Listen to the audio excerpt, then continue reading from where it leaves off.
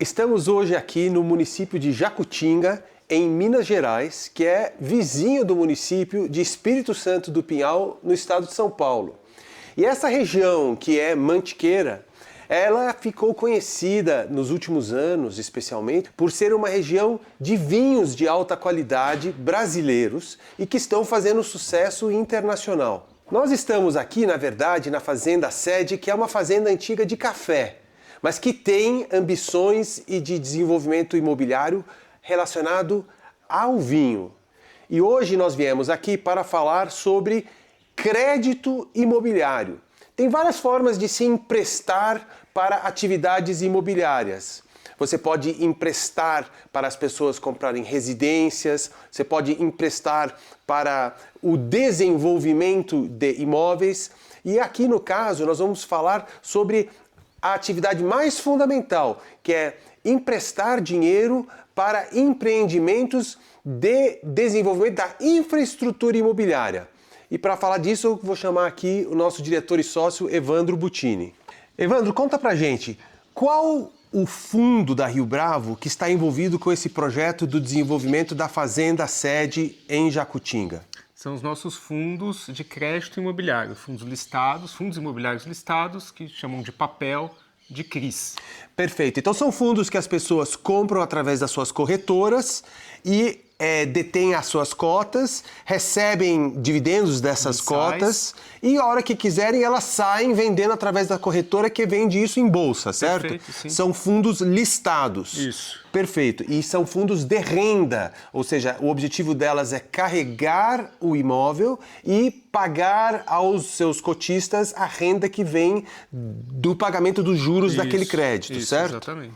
Muito bem. E de que forma foi feito esse empréstimo, assim, em termos de que veículos, assim, de crédito se deu esse dinheiro? Os nossos fundos, a forma como eles emprestam dinheiro, na verdade, eles compram um CRI, que é um certificado de recebível imobiliário.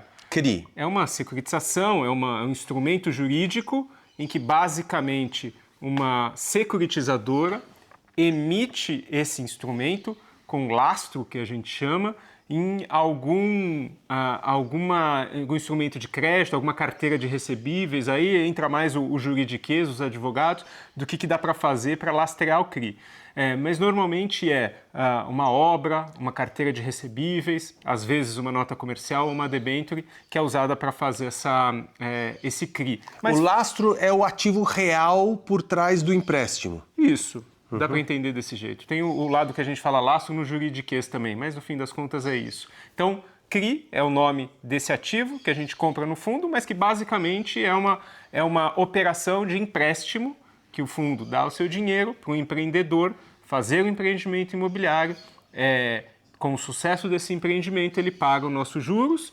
E se não tiver sucesso, a gente é o credor, né? A gente tem a garantia de recebimento antes dos acionistas e a gente pode eventualmente fazer uma execução, tem outras garantias, tem a garantia de tudo que a gente vai ver aqui, está na nossa operação. E quando você fala assim, a gente que é o credor, na verdade são os cotistas todos dos fundos de crédito listados da Rio Bravo. Isso. De crédito imobiliário, que são os credores deste empreendimento. Isso, exatamente. O fundo e aí os cotistas via o fundo, exatamente. Perfeito. Então vamos conversar com o empreendedor por trás disso, que é quem trouxe a ideia para Rio Bravo, e vamos entender de que forma isso aqui vai prosperar, certo?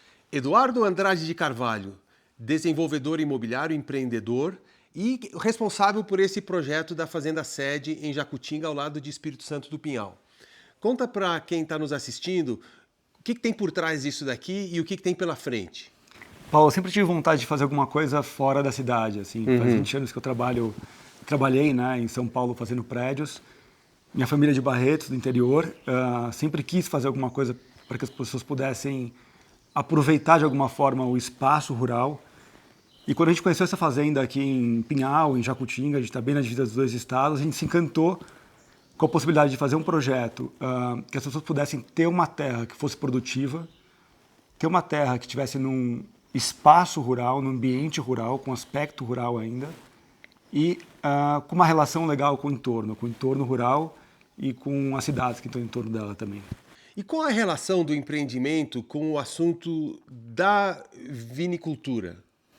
A gente está numa região que está se transformando, né? Aqui sempre o café foi muito importante, o café continua muito importante, mas a gente tem hoje já, nos últimos 10, 15 anos, assim, dezenas de vinícolas aqui que se desenvolveram, que estão se desenvolvendo, que estão fazendo os vinhos maravilhosos.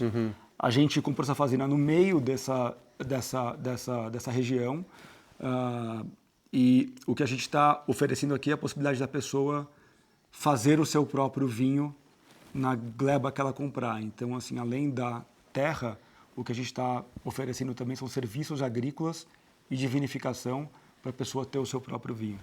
E vocês vão vender casas para quem comprar ou quem comprar tem um terreno em cima do qual constrói sua própria casa? Quem comprar, compra o terreno em cima do qual constrói a sua própria casa, mas a gente dá uma assessoria para que a pessoa contrate bons arquitetos e boas construtoras para manter um padrão no empreendimento. Certo.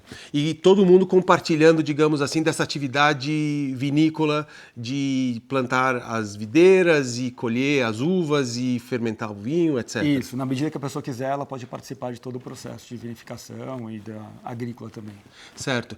E o que a Rio Bravo, em que parte a Rio Bravo entrou dentro desse projeto? A Rio Bravo, eu acho que pelo lugar, né, vocês entenderam todo o conceito do projeto, eu acho que assim, vocês estão apoiando a gente tanto na aquisição da própria fazenda, quanto no financiamento das obras que a gente vai fazer aqui. Né? Então a Rio Bravo emprestou dinheiro para você comprar as propriedades e fazer os desenvolvimentos de infraestrutura da propriedade. Isso. A gente tem aqui uma fazenda histórica, uma fazenda importante, que sempre foi muito importante de café. A gente tem aqui 24 edificações históricas nesse terreno. Não é uma fazenda qualquer, né? Tem uma vista linda, ela é maravilhosa para fazer vinho, mas tem uma história que a gente está respeitando, está lembrando o tempo inteiro. Sim. E tem 24 edificações aqui. A gente tem uma capela, tem a sede antiga, Sim. tem um terreiro enorme, super bem mantido. A gente está aqui no espaço de uma tulha, uma máquina de café, que tem mais ou menos 100 anos, que é raríssima e está funcionando. Então, enfim, a gente vai restaurar tudo isso, então o dinheiro da Rio Bravo também vai entrar, né? Tanto para construir a infraestrutura, a estrada, energia, assim, dentro do empreendimento, e para restaurar também e fazer esse trabalho assim, de resgate da memória dessa fazenda.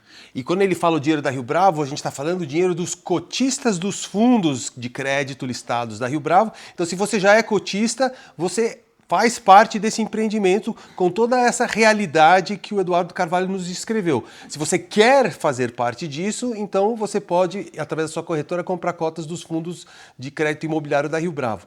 Vamos passear um pouco lá fora, Eduardo? Vamos lá, prazer. Para falar sobre a atividade de viticultura aqui na fazenda, eu chamei o Paulo Monteiro, que é um especialista em viticultura, vindo de Portugal com décadas de experiência, uma verdadeira referência profissional nessa atividade. Paulo, primeira coisa, por que alguém que tem tanto sucesso nessa atividade em Portugal se aventura a vir ao Brasil, que até recentemente pouco conhecido era como produtor de vinho de qualidade? Olha, Paulo, precisamente por causa disso, não é? É um desafio, não é? Um desafio muito bom para quem gosta de vinho, para quem gosta da viticultura. Enfrentar e assumir estes desafios e, por outro lado, pelo reconhecimento de que esta região é uma região muito boa para a produção de vinhos com muita qualidade. Então, o Brasil é um país que eu sempre gostei, não é? Sempre me fascinou bastante, e agora com este evento da dupla poda que nos permite produzir vinhos de excelente qualidade em regiões que antigamente não era possível, não é? Com esse evento da dupla poda, junta-se o útil ao agradável, ou seja, junta-se o belo com o maravilhoso. Não é? Então explica um pouquinho para quem está nos assistindo o que é isso de dupla poda. Eu já ouvi falar assim, a gente engana a vinha. O que é isso? De certa forma é um enganar a vinha, não é? Porque ela, naturalmente, o período de produção dela é em novembro, dezembro. Em novembro, dezembro nós temos uma temperatura mais alta, estamos no verão no hemisfério sul, né?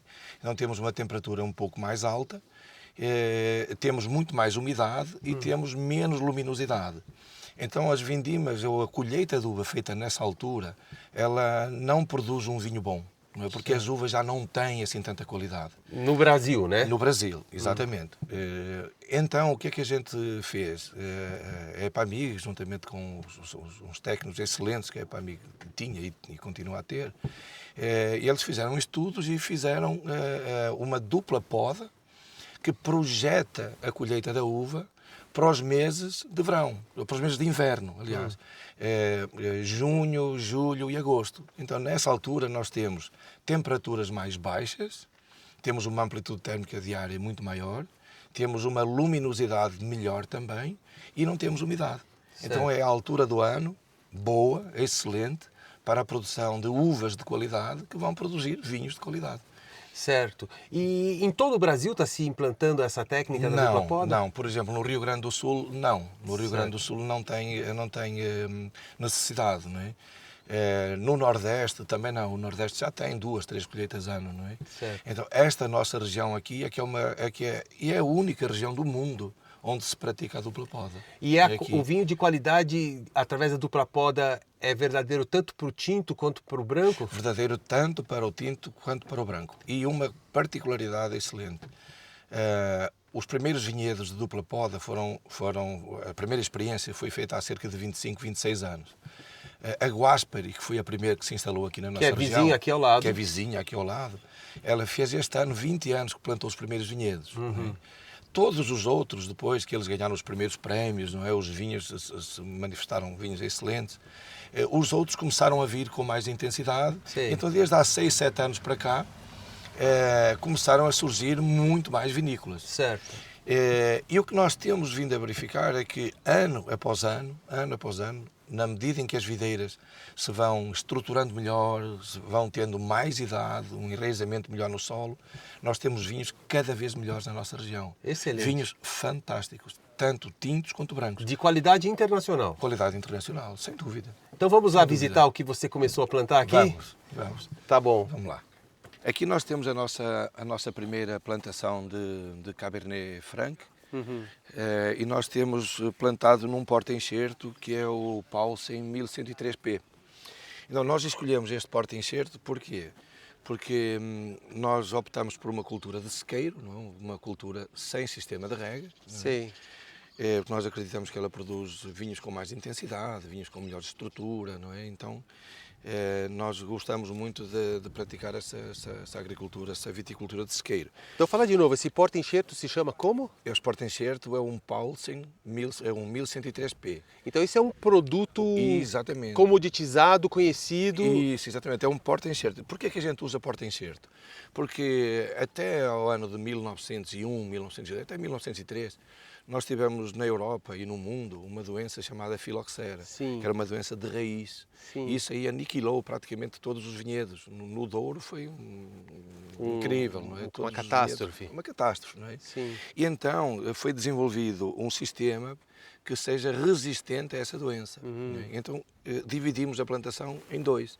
Nós fazemos a plantação primeiro de um porta-enxerto resistente à filoxera, Certo. e depois em cima desse porta-enxerto, o chamado cavalo, também vulgarmente chamado cavalo, a gente faz a enxertia na variedade que a gente quiser e no clone que a gente quiser. Certo. Hoje a tecnologia já evoluiu muito, não é? E nós já não fazemos mais esse processo em 2 partes. Antigamente o que é que a gente fazia? Plantava o porta-enxerto, deixava ele enraizar, cortávamos o porta-enxerto e fazíamos a enxertia de campo com a variedade que a gente quisesse. Entendi. Hoje nós já temos o porta-enxerto pronto, de raiz nua. Então a gente já compra o porta-enxerto enxertado. A gente já planta certinho. Então esta parte aqui para baixo é o porta-enxerto e aqui é a parte da enxertia que E nós você fizemos. descreveu uma situação em que não haverá irrigação, é isso? Aqui nós não vamos ter sistema de irrigação. Certo. Que nós não vamos ter. O que é que a gente faz para evitar que a gente tenha irrigação? Nós fazemos um tratamento de solo, uma preparação de solo um bocadinho diferente. Os solos que nós temos aqui na nossa região, e são solos característicos da Mantiqueira, são argissolos. Certo. Então, os argissolos são solos que têm uma deposição das argilas no horizonte B. Sim. Então, No horizonte B, quer dizer? B.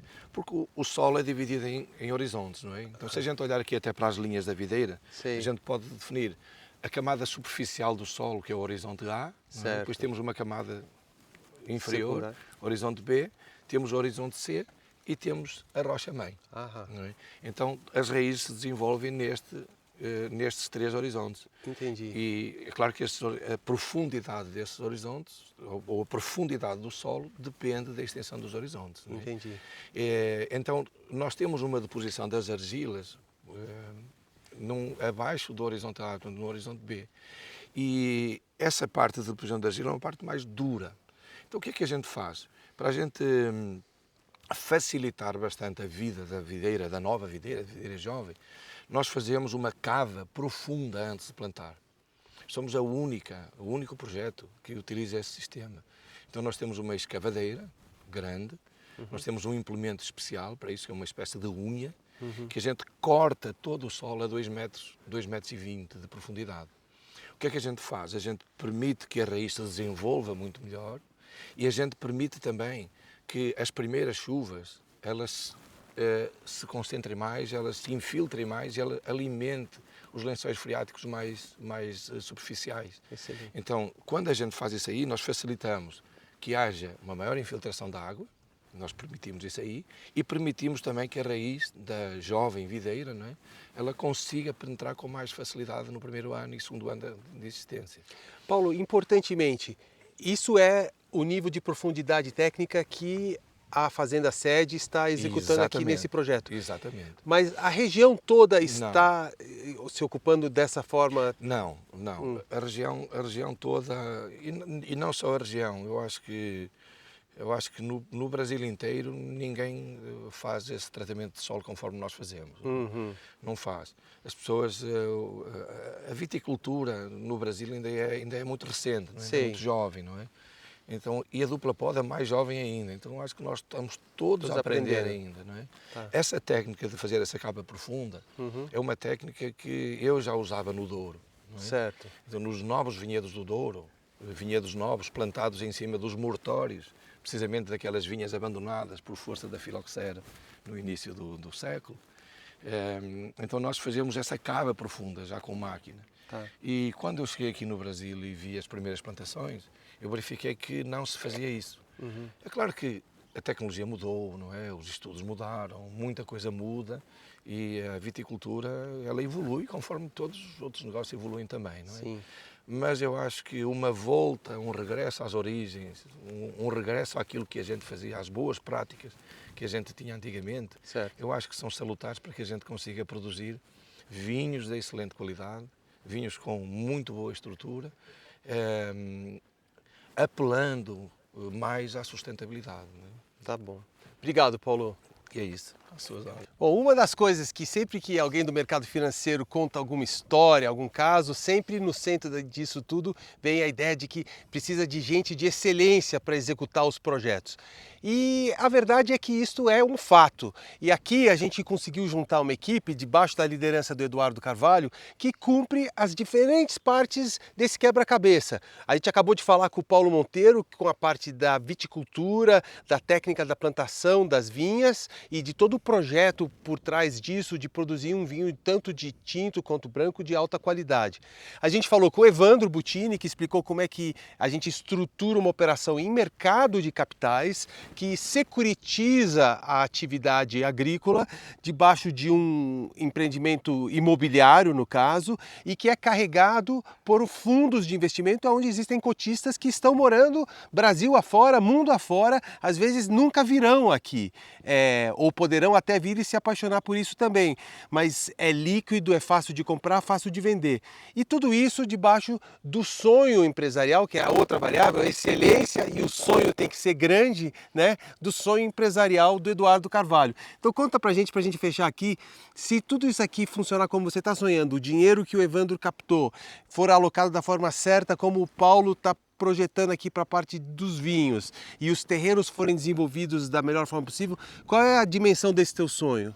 Meu sonho, Paulo, é ter casas aqui com uma arquitetura maravilhosa, que pessoas, famílias possam frequentar esse lugar do campo, um lugar com um aspecto rural, organizado, bonito, com as vinhas cuidadas pelo Paulo e um vinho maravilhoso que a gente está se propondo a fazer aqui. Seria uma coisa exemplar para o Brasil. É o que a gente está tentando fazer. Assim. De qualidade de vida, qualidade urbana também, né? Urbana e num ambiente rural sempre, assim, mas com certeza. Perfeito.